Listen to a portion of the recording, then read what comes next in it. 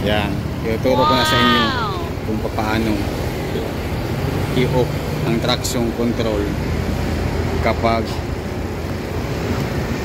bibiyahe ka ng off-road. Kita ba? Parang malabo ah. Silaw. Yan, nakawala. Nakikita nyo yung pinako ko lang ng motor ko. Ngayon, pindutin natin, ilagay natin sa this is DC. Yan. Ngayon, nakikita nyo mayroon dito traction control sa taas.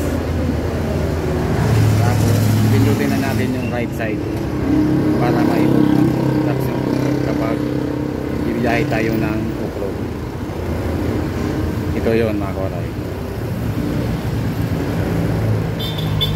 Yun. Kung makikita nyo mga kawaray, sa taas, meron na siya traction control, naka-off na siya. Ganyan lang kadali mga kawaray kapag i-off mo yung traction control pag ibiyahe ka ng off-road.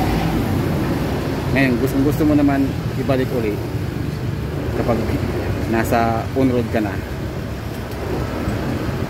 long press lang din po para may balik sa normal.